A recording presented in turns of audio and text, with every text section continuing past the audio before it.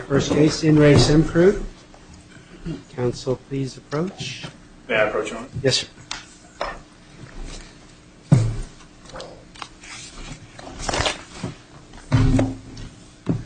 May it please the Court. Paul Bissett for Appellant Tom Cavisto. The bankruptcy... Saving rebuttal time. I would like to reserve 5 minutes, Your Honor. Yes, sir. The bankruptcy court below initially ruled that all the plaintiff's claims that were brought in the Oklahoma State Court were derivative and enjoined the plaintiffs from asserting them. On remand, the bankruptcy court changed its mind, actually several times, and denied the injunctive relief. This court should reverse the bankruptcy court's final order for the following reasons. Plaintiff's claims, all three of them, are indeed derivative under controlling Oklahoma law, which looks exclusively to the plaintiff's alleged injury for that determination. No Oklahoma law says that a special duty... Are we talking about Dobry? Yes, Your Honor. And, in fact, the Oklahoma legislature, which codified Dobry in a statute that applies to Oklahoma limited partnerships, which we cited in our briefs. There are actually three cases, Jarvis, Dobry, and the other one is Stewart. All three, is it Stewart? Johnson, Your Honor. Johnson. Well, all three seem to help you. They do. But they're a bit ancient. There is a more recent case by the district court in Oklahoma which doesn't seem to help you and does, in fact, say that when a wrong affects the plaintiff directly as an individual, the plaintiff would have standing to bring fraudulent claims. Would Your Honor be talking about Stoner v. Ford? Because Stoner, which we... Stoner is the case, yes. Yes, and Stoner is an interesting case in that it does come out the way it does, but as we put in our brief, it hasn't been cited in the decades since it was decided. These types of cases are not very common in Oklahoma. True, Your Honor. The more important distinction, however, is if you read the case, what the court held was the claims, there were four of them, three of them were really pertinent. One was the issuance of watered stock, and the second one was secret profits. And the court said, yes, those were derivative because the harm applied collectively to all the shareholders. The fraudulent inducement claim, however, the court said was direct, and the fraudulent inducement was the failure to disclose the other two, the watered stock and the secret profits. But if you read what the allegation actually was, the allegations were, because the court did no analysis of the claims, it just said the harm was individual, but the actual allegations that the court was analyzing were, and I quote, it is alleged that in soliciting investments, Ford and Sung, the defendants, did not disclose to plaintiff or to any other investor. And it's the same with the other allegation. The allegations applied not only to the defendants, but to all the shareholders collectively. So if the Stoner court had properly looked at and analyzed Dobry and Jarvis and Johnson, it would have come out the other way. So as we said in our brief, it's wrongly decided. Under Oklahoma law, it seems that their courts take a very broad view of the potential sources for fiduciary duty. And when we have the Oklahoma Supreme Court saying in Lawrence, for example, that it won't set any bounds to the facts and circumstances out of which a fiduciary relationship may arise, why under those circumstances wasn't the district court correct to find that here, based just on the allegations in the complaint, that there is some sort of different personal relationship that existed here that makes for a different fiduciary duty, and therefore the breach of that as something separate and independent from other investors? Yes, Your Honor. Several points on that. First, our argument is the district court on appeal went awry and beyond Oklahoma law by looking to a special duty, because there's no Oklahoma law that says a special duty can transform an otherwise derivative claim into a direct claim. That's the first point. Oklahoma law looks exclusively to the plaintiff's alleged injury, not to a duty. The Tooley case, which both sides cited below, talks about how a duty like that could give rise to a separate claim. But the Oklahoma case law and the legislature says, no, we look only to the alleged injury. And in fact, another case that the plaintiff cited below, PopTech, talked about the split of authority around the country on whether fraudulent inducement can give rise to a direct claim or a derivative claim. And it makes very clear that on the derivative side of the fence, the argument is that if the harm due to losses that apply to all the shareholders collectively. And they can differ in amount, but not in kind, which is what we have here. The claim is derivative. Well, I'm not sure that's entirely accurate, because what if you invite me to a lunch meeting, me and just 2 or 3 other people, and then you proceed to paint with a rosy picture the financial health of the company, essentially misrepresenting the financial health of the company. Right. I believe you, and I fork over several $1 million, relying on those representations. Why isn't that a direct claim? Because, Your Honor, what I want is my money back. I'm not really concerned about the shareholders. I want my money back. absolutely. The distinguishing factor there, though, in the allegations in the Oklahoma petition, Mr. Cavisto allegedly made the exact same representations to all the shareholders, all the unit holders. But not at the same time. It need not be. This is not sort of a Reg FD type of public company situation. Isn't that what makes it a direct claim? Cavisto was speaking to me, and I relied on those representations. Your Honor, I would say, based on the allegations in the petition, these very same allegations were made, and I will say they allege, in fact, at paragraph 14 of the petition, Cavisto made these misrepresentations to plaintiffs during shareholder meetings, informative meetings, other formal and informal meetings, including apparently a coffee at the country club. So you're saying there's no significance to the fact that it was said to me directly at a meeting with myself and 2 or 3 other individuals? Exactly, when we are because constrained by Oklahoma law. Because he repeated the same representations at shareholder meetings. Yes, and in public filings. But that seems to water down the idea of a direct claim. That's right, Your Honor. I would have a direct claim. I think I would have a direct claim if he made false representations to me in a, let's say, a semi-private meeting. But, Your Honor, if your harm is the same harm that the other unit holders or shareholders suffered, that is the diminution or destruction in value of the stock, under controlling Oklahoma law, that's the end of the analysis. That is a derivative What if I say claim. my harm is the $30 million I gave you that I would like to get back? But you didn't give it to me, Your Honor, and same here. The plaintiffs bought units, shares of a company. Where would you buy those units from? Where did you physically, where would one buy those units from? If Judge Fuentes bought it because he was at your lunch, and I just bought it because I read something about Semcrude and I thought it was a good investment at the time, where would I go to get that? Your Honor, the SEM Group offered units for sale in written documents and offers, and so subscribers would subscribe for that stock, and that's exactly what happened here with these plaintiffs. Okay. Now, I would just remind the Court I'd like to reserve at least 4 or 5 minutes if possible. So when does a direct claim arise? I mean, there is a distinction, and the distinction was made by the district court, but you seem to suggest that this is not such a case.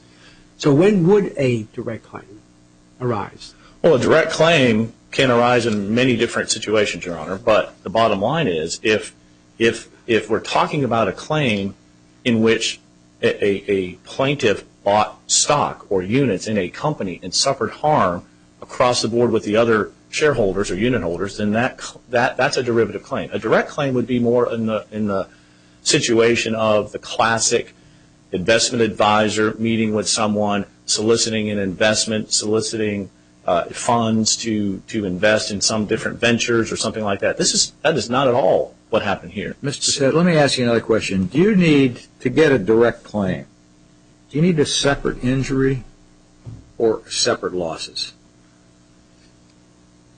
I'm not sure I understand the distinction because I guess that would be my second question. Is there any distinction between an injury and losses? the case law talks about an injury or a harm, right, and losses seem to go in with that. So I would say the distinction, Your Honor, is it's really separate between whether it's an injury or a harm or a loss between that plaintiff versus the company.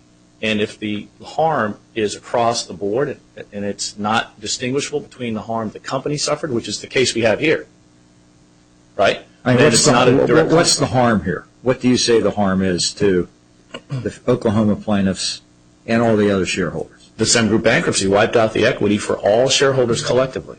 Except for the whatever share they got out of the $30 million recovery. Correct. But to be honest there, the equity holders were wiped out of the bankruptcy. So that settlement went to the creditors. That's what I said. The estate is closed now, isn't it? I believe there's a motion pending and it's about to be closed, but the adversary proceeding is the basis So of no this. matter where you bought your stock or where you bought your limited partnership units, under what circumstances you bought them, you all lost the same amount. Correct. Which was 100% of your investment. That's right.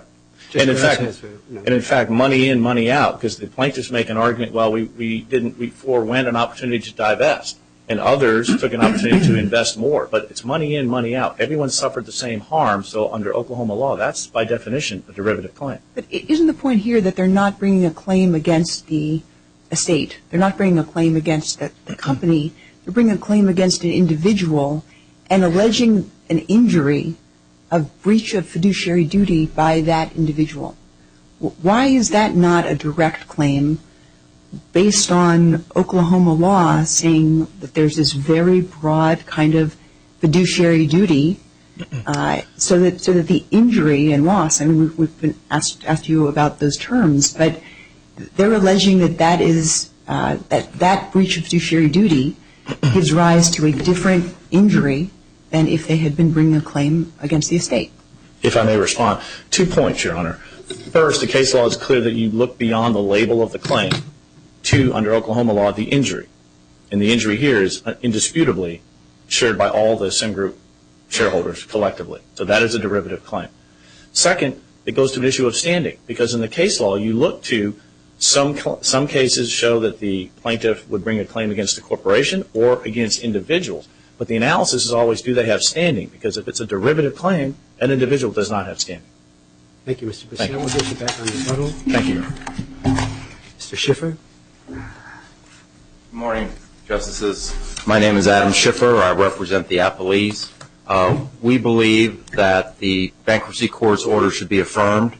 The confusion here, probably not in the court's mind, but with the briefing, is that we're not making a claim for mismanagement and any losses that came from the mismanagement.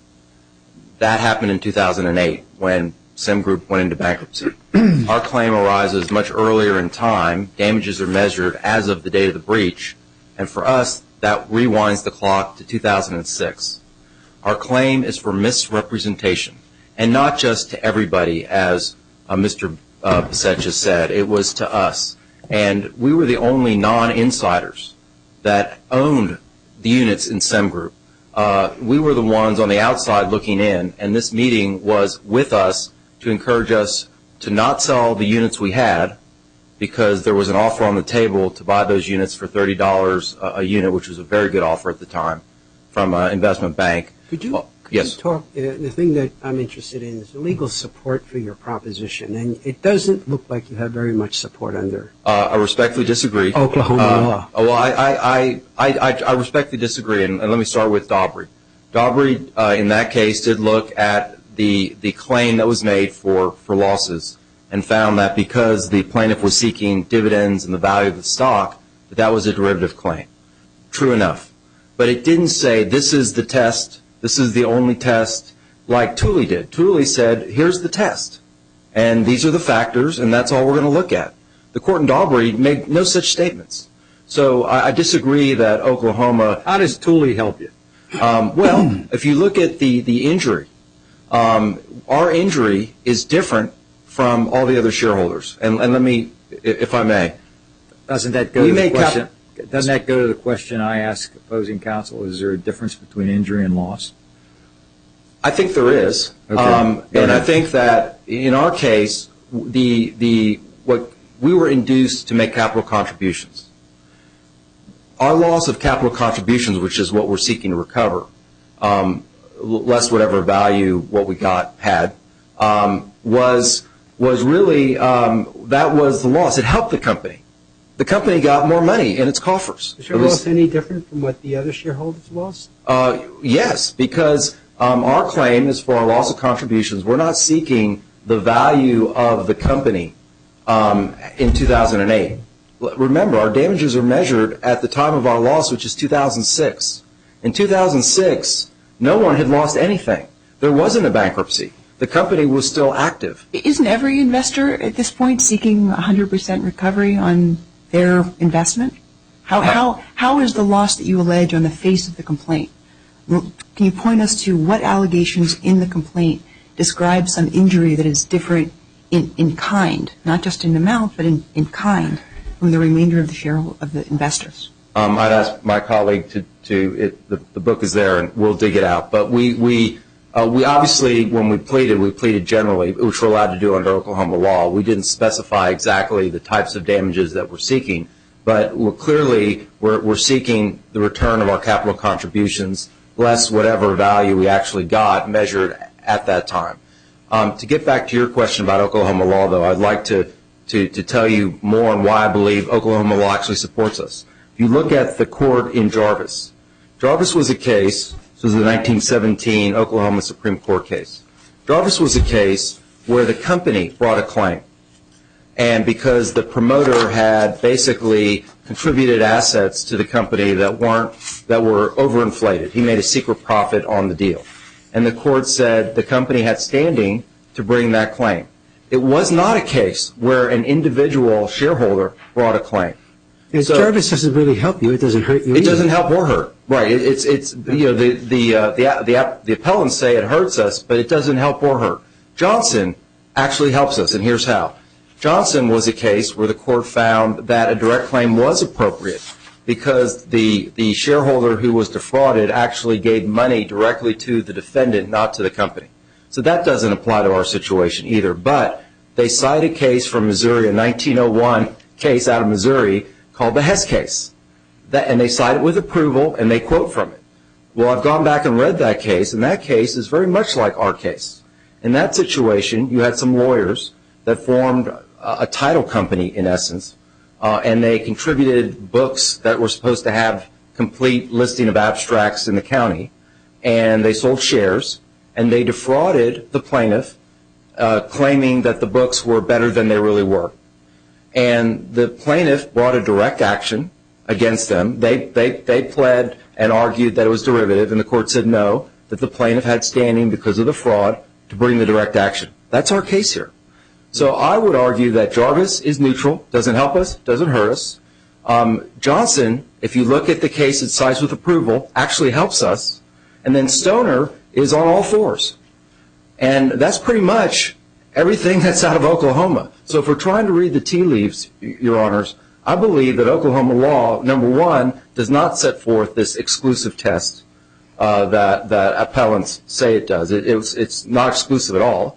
It's a 1956 case that just addressed, basically basic law. And then the other cases, if read carefully, actually support our position. None of these cases stands against us.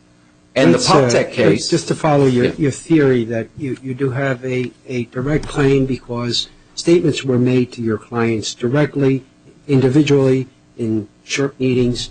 However, your adversary, Mr. Bissett, says, but the same statements were made to all shareholders at different times. Well, so how could it be a direct that's not in our pleadings. I mean, I think right now we're at the pleading stage, and it's hard to know what discovery is going to show. But I would find that surprising since we're sort of going off the pleadings right now. So Mr. Bissett is speaking off the record then? Well, yeah, I think the court should look at our pleadings and make a determination based on our pleadings. But in terms of the same statements were made to everybody else, the other people were insiders. That is the essence of your case, isn't it? Yeah, they were insiders. We were outsiders, and he made direct statements to us to make sure that we did not miss this opportunity to put more money into the company and not to sell our units. And in reliance on that, my clients had known him for years. They trusted him. We made those allegations. We believe under Oklahoma law there's an appropriate fiduciary duty. What's wrong with trying to get a little bit more money for the company? Nothing's wrong as long as you're truthful.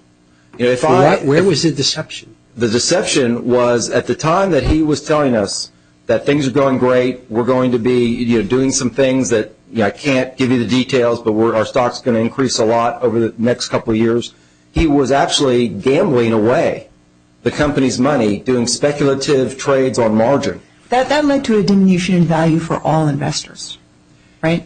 If our claim were for the loss of the value of our units, then yes, you're right. But that's not our claim. Our claim is that at the time of the misrepresentation, when we contributed our capital, what we got wasn't worth what we paid because of the misrepresentations. It's like the abstract company in Hess. Is it misrepresentation or omissions? Both. But how's that any different than anybody else who bought a limited partnership unit at that time? If they were outsiders and they had a duty, and if Mr. Cavisto had an individual duty to them under Oklahoma law, it would be. But these were insiders. You want to make a distinction between outsiders, which you say you are, and we'll accept that, and insiders. But there's no indication that the, quote, other insiders were involved in this misrepresentation with Cavisto.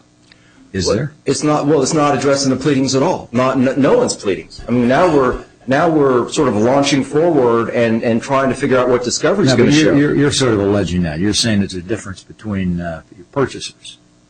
Well, we just know our position. Our position was what we can't. I'm not going to stand here before the court and make representations as to others. I've said all I know. I know, okay. Whether they're outsiders or insiders may be a different relationship, and I understand you've argued that gives rise to a different fiduciary duty. But if what we're looking at is the injury, as in the economic harm, how is what you just said is the injury, that is, it's lost value as a result of misrepresentations or omissions that you didn't know about at the time? Why isn't that true of every investor? I can't speak to every investor, but what I can say is if an investor is seeking to recover damages because of the bankruptcy, because Mr. Cavisto's mismanagement and self-dealing wiped out the company, then if we were seeking that, we wouldn't be any different from anybody else. But they're seeking to recover because their investment lost its value. No, we're seeking to recover because misrepresentations were made to us that induced us to give over more money than what we got. And because, following up with Judge Krause's question, and because you lost your money. You lost what you invested. Respectfully, that's not the measure of damages. The damages are going to be measured at the time of the breach. What happened in 2008 is actually irrelevant, legally irrelevant to our measure of damages. The company could have gone skyrocket high. Now, we probably wouldn't have brought the claim. Realistically. Maybe you can explain again. Why isn't the deception that you complain about the same deception that all the shareholders complained about and that the litigation trust knew about? Well, that was hard fought because, as I understand it, the defense was that everybody within the company knew about the speculative trades that Mr. Cavisto was making. They knew he was gambling away the corporate funds. Yeah, he was. We didn't know it, but they knew it. But that's the deception you're complaining about. And that's the same deception that all of the shareholders suffered. But if I have a duty to you and I'm doing something improper and I don't come clean to you, if I defraud you and the money you give actually helps the company, now the test is, was the company harmed? Well, in this case, when they got our capital contributions, the company wasn't harmed. It was helped. So this is not a harm that was suffered equally by everybody. And the case law, most of the cases that I've read around the country that deal with this issue. Just stay with that. Okay, point. Sorry. The same with somebody else who bought a unit that hadn't been at those lunches. The company was helped by their purchases of units. Well, they would have to have an individual, Mr. Cavisto would have to owe them an individual duty, not just by virtue of his position as an officer. They would have to have, he would have had to have breached that duty to them individually, and they would have to suffer a harm. I believe the test is not also suffered by the company. And that's the question I was getting at, is there a difference between injury and loss when you talk about harm? Because it seems to me that everybody who was in this Semcrude investment all lost the same thing. They lost what they put in. And the basis of everybody's loss was, in fact, what they put in. The fact that there was a chance that it was going to double or triple and it never doubled or tripled, if there were resources, you weren't going to be able to collect that. All you're going to be able to collect is what you put in. And that's what you're claiming, what you put in. Well, right? No. Sorry, Your Honor. I mean, look. How is that not what you're claiming? I realize this is a lot like a very academic exercise, and you can slice it thin or you can slice it thick. The appellants want to slice it thick. They just want to throw it all in the mix and say, oh, it's all rising out of mismanagement. And there are some cases that support that view. Other cases slice it thinly, and they say, look, we look at the duty that was breached, the nature of that duty, we look at the harm, and we also then look was that particular harm, in this case the loss of our capital contributions, a harm suffered by the company, also suffered by the company? Well, no, it wasn't, because if I'm making capital contributions, I'm helping the company. It helps the company. It doesn't hurt the company. Now, what happens, 2 years later, okay, if we were making a claim for the complete, loss of value of our investment, then that would be a derivative claim. But we're seeking our damages that are going to be measured at the time of the breach, which is when we made the capital contributions. That's a different exercise. If we adopt your theory, couldn't all of the Semcrude partners bring individual actions? I think it would depend on, again, whether their losses, whether what the duty was, whether it was breached, and what the losses are. Mr. Schiffer, what you've actually alleged at paragraph 46 of your complaint asserts that there were misrepresentations that were made to the plaintiffs here during shareholder meetings, informative unit holder meetings, and other meetings. Right. How is that different than representations that were made to any investor? Well, there's another allegation. You're right. That wouldn't be special. But what we have also pleaded is that there was a meeting, and this is really the key to our case, at the Southern Hills Country Club in March or April of 2006, is in paragraph 48 of our complaint. We talk about, and this is this seminal meeting, because there was an offer on the table to buy out all our units from Thane Ritchie. And so we were faced with a choice. We could cash out and make a very nice profit on what we'd invested thus far, or we could, in essence, double down.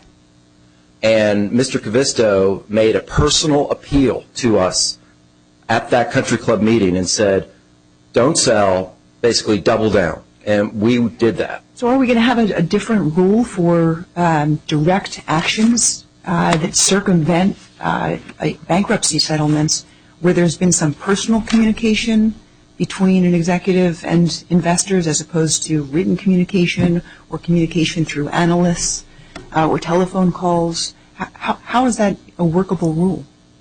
Well, I think that it's workable in that you've got, if someone commits fraud or breaches of fiduciary duty, it really wouldn't be fair for them to hide behind a bankruptcy estate and say, I'm not personally liable for anything. And that's not the law. I mean, the law in every state is that a tortfeasor is individually liable for his misconduct. And so to argue that there's no direct claim if our damages in any way touches on the value of the company, right? And I can't argue that our damages don't in any way touch on the value of the company. They do touch on it, but it's not the centerpiece of the damage claim. So to adopt the rule that appellants want you to adopt, then tortfeasors can really tort away as much as they want. When you've got a bankruptcy situation, they're fully protected. They get out of jail free card. Thank you, Mr. Schiffer. Thank you. Just one other question, if I could, to follow up on your example, which was a good one, on distinguishing the loss, your loss versus the corporation's loss. But once you put that money in, whatever that money was, 100 million, 10 million, whatever, once you put that money in, that was corporation money. Right? Well, good question. Okay. It got to the corporation. It did. It got to the corporation. It did. You got equity. You got equity by your investment. It got to the corporation. Right. And the corporation lost that, as well as it lost the other unit money that was part of the entity. Well, I again respectfully disagree to this extent. This case is somewhat like the Johnson case in that Mr. Cavisto was actually taking company money, and it's almost like he went to Las Vegas and was gambling it for his own account. So when we gave the company our millions of dollars, I don't know, as I sit here today, whether that money actually went to the company ultimately or not, or whether Mr. Cavisto used it for his own account. And the problem here, the company failed because Mr. Cavisto owed Semgroup $300 million. Yeah, but you didn't. Likewise, you don't know that, and you didn't plead that. So right. We have to assume it went to the corporation. Yeah, sure. All right. Okay, you answered my question. Thank you. Thank you very much. Mr. Bissett? But when you get a chance, could you explain what delta neutral? Is that part of this case? It is not really part of the case, Your Honor. It is a terminology. Mr. Kivisto used it and said we're Correct. Delta. It's part of the hedging and trading strategy that he used. Does it mean we're okay, we're fine, we're balanced? What does it mean? What it means is there are open and closed positions. There are trades that are put on the book for future transactions, and they have to be delta neutral, which means they have to balance. So puts and calls have to equate to a delta neutral position. What I'd like to say right off the bat is this case is exactly like Jarvis, the original Oklahoma case, which was a fraudulent inducement case. And Judge Fisher, your question went to the heart of Jarvis and to the heart of plaintiff's case, which is Jarvis, in there was a fraudulent scheme in which the defendants made representations and induced investors to put money into a corporation and induced the corporation to overspend on an oil and gas lease. That money went into the corporation. And the Supreme Court of Oklahoma said the harm was to the corporation. The incidental harm was to the plaintiffs, but it was a derivative case because it focused on the harm. And there was no harm that was separate and independent from the harm that the company suffered. It was only in amount, not in kind. And Johnson reaffirmed Jarvis on that point, that a fraudulent inducement would be a corporation claim, a derivative claim. However, the distinguishing factor in Johnson was the money never went to the corporation. There was a contract between the plaintiffs and the defendants, and the money went individually that way. It never went through the corporation. So there was no derivative claim to be brought. What about Mr. Schiffer's suggestion to us that approaching this case that way would absolve tortfeasors, would absolve those who are engaged in frauds and let them just have a pass on making personal misrepresentations to investors? And I would have 2 points to that, Your Honor. One, Mr. Kivisto is not hiding behind anything. He suffered a judgment and paid money and had lawsuits and so forth. So there's nobody getting off on anything. But second, on the issue of fairness, the whole point of bankruptcy rules and a very strict, direct derivative type analysis is to treat all shareholders equally. Because if we were to find a direct claim here because someone had coffee or lunch and heard the same representations that other shareholders heard maybe publicly in a more formal setting, then you're putting some shareholders above others. And where's the fairness there? So the rules are to treat all shareholders equally. If there's a derivative claim that's to be brought by the corporation for its behalf, there are no direct claims. If there are direct claims, then someone would have them. And our point here is that because of controlling Oklahoma laws, focus on the harm and the injury. Plaintiff himself said if his harm touches on the harm that was suffered by Semcrude, it is under Oklahoma law a derivative claim. And that's our point. How long had this bankruptcy case been in the courts before the plaintiffs filed this direct claim? Or were they? At least 2 years. What claim is it? Yeah, it was 2 years, and they filed their claim in Oklahoma State Court. Were they sent a notice that this case is pending, it's in court, and so forth, and you have a right to assert a claim? Absolutely. All of that was done in the Delaware Bankruptcy Court with all the notice to shareholders and everyone. And it's telling, I think, that the case was brought in Oklahoma State Court exactly 1 month after the final order, confirmation of the plan by the Bankruptcy Court. And they never chose to participate any earlier. You had argued below that Tooley applied. Your brief on appeal relies almost exclusively on Dabry.